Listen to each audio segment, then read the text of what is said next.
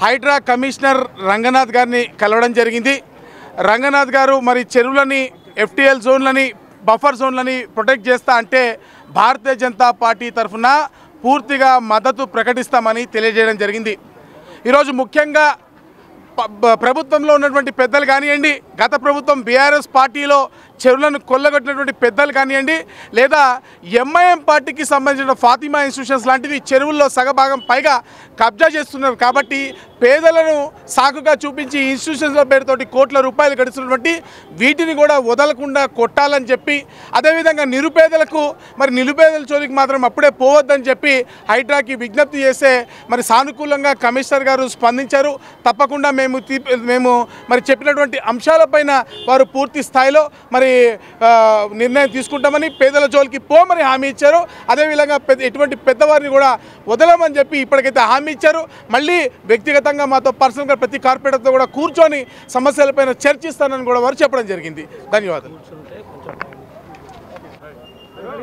ఈరోజు భారతీయ జనతా పార్టీ కార్పొరేటర్లం అందరం కూడా హైదరాబాద్ నగరంలో జరుగుతున్నటువంటి లేకులు కుంటలను కాపాడుతున్నటువంటి హైడ్రాని సమర్థిస్తానికి ఈరోజు ఇక్కడ రావడం జరిగింది. సమర్థించడంతో పాటు వాళ్ళు చేస్తున్న కార్యక్రమాలన్నిటిని కూడా స్వాగతిస్తూ మరి హైదరాబాద్ నగరంలో ఏ ప్రభుత్వం, తెలంగాణలో ఏ ప్రభుత్వం వచ్చినా కూడా ఆ ప్రభుత్వానికి వంతపడే ఎంఐఎం సోదరులు మరి వాళ్ళ కబంధ హస్తాలో ఉన్నటువంటి చెరువుల మాట ఏమిటని కూడా ఈరోజు మేము హైడ్రా రంగనాథ్ గారిని అడగడం జరిగింది. అక్కడ స్కూల్స్ కానీ పాఠశాలలు కానీ హాస్పిటల్స్ కానీ ఉంటే ఒక అడుగు ముందుకేసి ఆలోచన చేసి వాటిని ఏ విధంగా కూల్చాలని ఆలోచన చేసి ముందుకెళ్తామని చెప్పి చెప్పడం జరిగింది. మేము ఒకటే ఈరోజు ఎన్ కన్వెన్షన్ కూల్చడం మేము స్వాగతిస్తున్నాం. చెరువులు అన్నటువంటి ఏ కబ్జా అయినటువంటి కబ్జాలను వేలికి బయటికి తీయడం దాన్ని కూడా భారతీయ జనతా పార్టీ కార్పొరేటర్గా మేము సమర్థిస్తున్నాం. కానీ ఎంఐఎం పార్టీ సోదరులు చేసినటువంటి కబ్జా విషయంలో మాత్రం వెనుకడుగు వేస్తే ఖచ్చితంగా భారతీయ జనతా పార్టీ కార్పొరేటర్లు ఊరుకోరని చెప్పి హెచ్చరించడం కూడా జరిగింది. తప్పకుండా ఇంకా మా ప్రాంతాల్లో ఉన్నటువంటి ప్రతి కార్పొరేటర్లు అందరం కూడా రిప్రజెంటేషన్ ఇవ్వడం జరిగింది.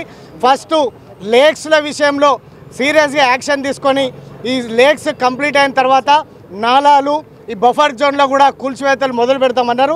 మమ్మల్ని మళ్ళీ ఒక 15 రోజులు ఆగి మమ్మల్ని ఒక్కొక్కరిని సపరేట్గా సబ్జెక్ట్ తీసుకొని రమ్మని చెప్పారు. ఖచ్చితంగా కార్పొరేటర్లు అందరం కూడా సపరేట్గా పర్సనల్గా టైం తీసుకొని మా ప్రాంతాల్లో జరిగినటువంటి చెరువుల కబ్జాలను ఏ విధంగా, నాలాల కబ్జాలను ఏ విధంగా గత 10 సంవత్సరాలుగా టీఆర్ఎస్ పార్టీకి సంబంధించిన ఎమ్మెల్యేలు, పార్లమెంటు సభ్యులు, మంత్రులు ఏ విధంగా కబ్జా పెట్టి అక్కడ ఫ్లాట్లుగా నిర్మాణం చేసి ఇండ్లు కట్టుకుంటున్నారో వాటన్నిటి కూడా క్లియర్గా మేము ఆల్రెడీ రిప్రజెంటేషన్ ఇవ్వడం జరిగింది. వాటిని కూడా మళ్ళీ దానికి క్లుప్తంగా మళ్ళీ మేము సమాధానం ఇస్తామని చెప్పి ఈ సందర్భంగా మనం చేస్తూ ఉన్నాం. తప్పకుండా హైడ్రాని భారతీయ జనతా పార్టీ తరఫున కార్పొరేటర్ అందరం స్వాగతిస్తూ ఉన్నాం. నా పేరు కొప్పుల నరసింహారెడ్డి, నేను డిప్యూటీ ఫ్లోర్ లీడర్ జిహెచ్ఎంసీ. ఈరోజు హైదరాబాద్ అంతా, తెలంగాణ రాష్ట్రం అంతా హాట్ టాపిక్గా మారినటువంటి హైడ్రా రంగనాథ్ గారిని జిహెచ్ఎంసీ బీజేపీ కార్పొరేటర్ అంతరం కూడా కలవడం జరిగింది.